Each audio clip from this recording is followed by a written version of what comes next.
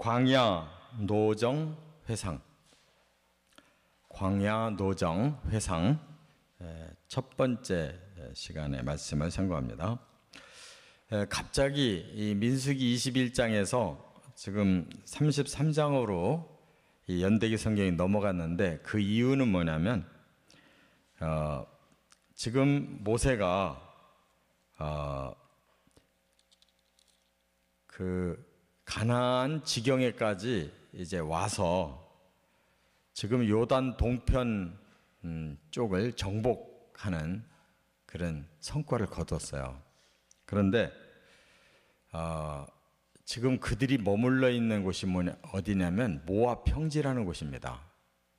그러니까 바로 이제 요단강 건너가면 가나안 본 땅이 나오는데 지금 가나안 본 땅을 앞에다 놓고 이제 모세가 이 회상을 해요. 지난 40년간을 회상해요. 그러면서 이제 신명기를 보면 모세가 크게 3차례 설교를 합니다. 이스라엘 백성들 앞에 놓고. 그리고 모세는 이제 죽어요. 이 느보산에 올라가서 가나안 땅을 쳐다보고 죽어요. 그래서 모세도 이제 막바지 그 남은 사역이 이제 얼마 없어요. 그래서 지금 여기까지 이 40년 동안 온 것을 모세가 회상을 하는 겁니다. 그래서 이 모세 회상 얘기를 왜 지금 여기 21장 다음으로 33장을 땡겨서 보냐면 바로 아론이 죽고 아론이 이 호르산에서 죽었거든요. 근데 이제 모세도 거의 죽을 때가 된 거예요.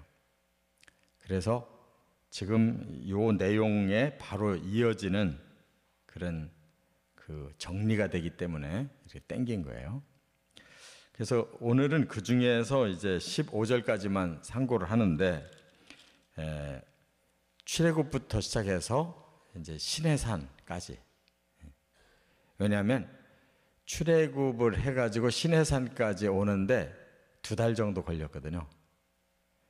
그런데 거기서 잠시 멈춰요. 한 10개월 정도 멈춰요. 왜냐? 시내산에서 율법 받았잖아요. 그리고 10개월 동안 이제 그 율법을 가지고 백성들을 다스려서 잘 정리를 시키고 그리고 새 출발하잖아요. 그 이듬해 새 출발해요. 그렇기 때문에 지금 여기 15절까지가 시내산에서 머무른 때까지를 보여주는 거예요. 우리는 이제 이 중에서 그 출애굽부터 시내산에서 머물기까지 과연 과거를 돌아볼 때 하나님 은혜 안에 살았다 하는 걸 고백할 수가 있어요. 도무지 사람 힘으로는 여기까지 올 수가 없었습니다. 왜냐하면 인구가 많고 그곳이 광야예요. 그래서 말하자면 애굽에서 블레셋을 통과해서 가나안 들어가려면 일주일 여정이면 충분히 갑니다. 걸어서도. 그런데 왜 이렇게 광야로 백성들을 끌어들여 가지고 이렇게 여기에서 머물고 있느냐? 훈련이 필요한 거예요. 그래서 하나님이 말하자면 돌을 하나 주워 가지고 갈고 닦아서 보석 만들어 놓듯이 이렇게 지금 이스라엘을 선민으로 만들어가는 과정입니다. 이 거저되는 게 아니에요. 그러니까 우리가 예수 믿기 시작해서 천국까지 가는데 이게 신앙의 노정이잖아요. 돌 같은 자들을 보석 같은 자들로 만들어서 천국 보내는 거지 여기서 개차반으로 살고 예수 믿는다는 그 한 가지만 가지고 그냥 들락거렸다가 천국 가는 게 아니에요. 생각을 해보세요. 천국이 어떤 곳인데 그냥 보통 사람들 살듯이 그냥 대충 이렇게 살다가 천국 간다면 그곳을 뭐하러 가겠어요? 시시한 곳을. 그러니까 이스라엘 백성들이 땅 한 평 없는 자들이 가나안 땅을 차지하고 떳떳한 한 민족과 한 국가를 세우려고 하는데 이 사람들이 거저 되겠냐고요. 애굽에서 종노릇 하던 사람들이 갑자기 가나안 땅에 들어가서 국가를 세우고 번성할 수가 있겠냐고요. 그러니까 이 광야에다가 집어넣고 2년 동안 훈련시켜서 들여보내려고 그랬는데 또 거기서도 안 되니까 다시 38년을 더 미뤄가지고 40년을 훈련시켜서 들여보낸 거예요. 그러니까 이처럼 우리도 천국이 정말 얼마나 우리가 가고 싶고 귀한 곳인가를 안다면 이 세상에서 세상껏 적당히 누려가면서 적당히 죄 범하면서 이렇게 살 생각을 한다면 천국까지 말아야 돼요. 어림턱도 없어요. 그러니까 훈련이 필요한 것입니다. 그래서 오늘 보면 다 하나님의 은혜인데 그 속에서도 하나님은 우리를 어떻게 이끌어 가시는가. 그 은혜이지만 그냥 무턱대고 막 베풀기만 하는 하나님이 아니에요. 만들어 가시는 하나님이에요. 자, 세 가지로 상고합니다. 첫째는 1절부터 4절에 보면 출애굽의 은혜입니다. 일단 애굽에서 떠나는 은혜, 이게 구원의 은혜예요. 다른 말로 말하면 애굽에서 종살이하고 자유가 없고 아주 고통스러운 삶을 살았잖아요. 근데 여기 보니까 언제 출발했냐면 3절에 그랬어요. 첫째 달 15째 날에 라암셋을 떠났으니, 이 라암셋이라는 곳이 바로 이스라엘 백성들이 집중해서 살던 도시인데, 다른 말로 하면 국고성이라고 그래요. 국고성이라는 말은 이집트 사람들이 먹고 사는 모든 그런 그것을 보관하는 창고예요. 이스라엘 백성들이 그런 그 창고를 그냥 노동을 해가지고 짓고, 그래서 이스라엘 백성들은 거기서 고생만 하고 자기들이 만들어서 쌓아놓은 곡식은 다 애굽 사람들 실컷 먹고 살고 완전히 종살이 하던 곳인데, 여기서 떠났다 그 말이에요. 그날이 6월절 다음 날이라고 그랬는데 6월절이 14일이었어요. 1월 14일. 6월절 밤새도록 그들이 문 인방과 설주에 피 바르고 그 안에서 양고기 먹고 있을 때 죽음이 지나갔잖아요. 그래서 15일 날 새벽같이 출발한 겁니다. 이와 같이 하나님이 이렇게 아주 디데이를 정하고 출발시키신 것은 구원의 은혜. 완전히 180도로 신분이 달라진 겁니다. 종에서 당당히 승리자로 이제 출발을 해요. 그리고 여기 보니까 큰 권능을 행하셨다고 그랬는데 정말 얼마나 큰 권능이냐면 이스라엘을 구원하기 위해서 애굽에 10가지 재앙을 내리셨죠. 근데 그 10가지 재앙이 다 의미가 있는데 단순히 고통만을 주는 게 아니에요. 제가 이 출애굽기 말씀을 나눌 때 10가지 재앙에 개구리 재앙, 이의 재앙, 파리 재앙, 메뚜기 재앙 쭉 말씀할 때 그게 다 그들이 섬기던 신이라고 그랬어요. 그러니까 어김없이 그들의 그 우상 신앙을 깨뜨리고 하나님이 이런 우상들, 신들을 다 처단하신다는 거, 하나님이 모든 자연의 주권을 다 가지고 계시다는 거, 그들이 그동안 섬겼던 신들, 그동안 누렸던 자연들이 다 자기들에게 재앙이 됐잖아요. 그게 바로 큰 권능이에요. 그들에게는 심판을 하시고, 그리고 마지막 재앙이 직접 각 가정의 장자들 맏배가 다 죽었으니까 초상 안 난 집이 없었잖아요. 이렇게 죽음에서 이스라엘은 살아났어요. 이게 구원의 은혜예요. 두 번째, 5절부터 14절까지 보면 고난을 기적으로 극복해 하신 은혜. 그들의 광야 여정은 한마디로 말하면 고난 아닙니까? 사람 못 사는 곳을 이들이 200만을 끌고 나가서 살았으니까 고난이 아닐 수가 없는데, 그러나 그 고난 속에서 하나님은 오히려 기적을 주셨다는 거예요.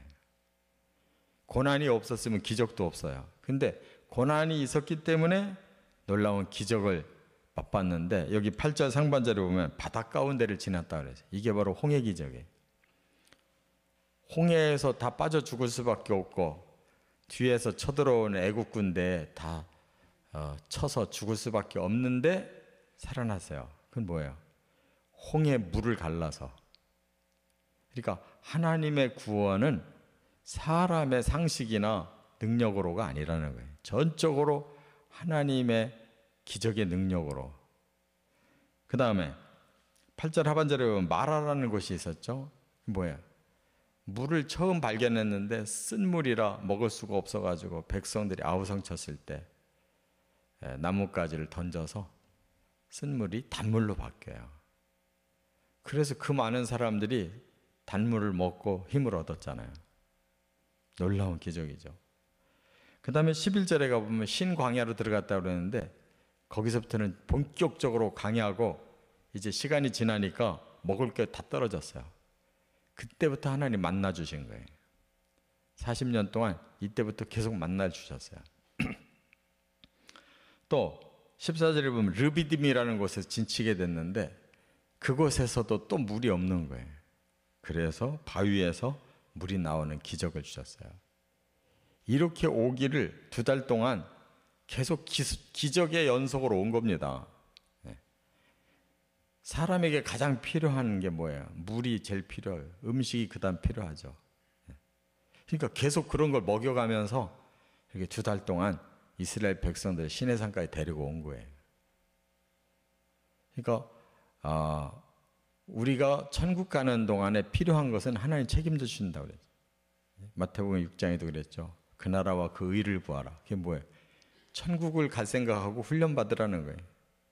그러면 이에 모든 것을 너에게 더할 것이다. 이 땅에 필요한 거 우리에게 다 제공할 테니까 너무 걱정 말고 천국 갈 생각만 하라는 거예요. 근데 우리는 천국은 2번째 문제고 이 땅에서 사는 문제에 너무 골똘해가지고 세상 사람들과 똑같이 치고받고 살으려고 하니까 이것도 안 되고 저것도 안 되는 거예요. 하나님 책임져 주신다는데 너무 걱정이 많아요. 지금 이스라엘 백성들이 맨날 그거 걱정하잖아요. 물 때문에 걱정, 먹을 거 걱정, 맨날 그것만 얘기하고 있어요. 가나안 땅 얘기는 한마디도 안 하고 있어요. 갈 곳은 가나안인데 오늘을 먹고 사는 문제 너무 다급해가지고 이렇게 맨날 불평하고 이러다가 그들이 나중에는 재앙을 당하기 시작하잖아요. 하나님 처음에는 그냥 막 계속 주셨어요. 근데 이 사람들이 하나도 변하지 않고 여전히 이 현재 세속에 관심만 갖고 살으니까 그때부터 징계가 임하잖아요. 끝으로 3번째, 그렇기 때문에 15절에 보면 말씀으로 훈련받은 은혜가 있다는 거예요. 그래서 이들을 이제 깨우치기 시작하죠. 여기가 어디에? 신의 광야라고 그랬는데, 신의 광야는 신의 산을 중심으로 하는 그 벌판을 말해요. 여기 200만을 놓고 모세를 신의 산으로 끌어올려서 40일 동안 율법을 주시고 내려와 보니까 그들이 우상을 다시 애굽의 송아지를 섬기고 있으니까 그들을 징계하고 다시 올라가서 40일 또 재차 금식하면서 율법을 다시 받죠. 그래서 거기서 나머지 10개월 동안을 훈련시킨 거예요. 그래서 시내산에서 출애굽해서 시내산까지 1년 걸린 겁니다. 그리고 다시 출발을 해서 가데스 바네아 가나안 지경까지 가는데 1년 걸렸어요. 근데 그들이 또 정탐꾼들의 말을 듣고 또 반란을 일으키는 바람에 38년 미뤄진 거예요. 그러니까 계속 훈련의 연속에 우리는 하나님의 진리로 훈련받지 않고는 우리 죄성을 가진 본심으로는 결코 하나님 나라에 갈 수가 없습니다. 그래서 이렇게 말씀 훈련이 제일 필요한 거예요. 첫째가 하나님의 진리가 들어가서 우리 DNA가 바뀌어져야지, 사람의 만보가 바뀌어야지, 진리로 안 바꿔지면 소용없어요. 그래서 진리가 들어가면 진리에 역사하는 성령이 동행하게 되어 있고, 진리와 성령으로 사람이 바꿔져 가야 성숙해지는 거예요. 이렇게 우리도 신앙의 노정에 이런 하나님의 구원받은 은혜, 또 고난 속에서 우리를 또 이끌어 주신 은혜, 또 말씀의 이런 은혜를 받으며 승리하시기를 주의 이름으로 축원합니다.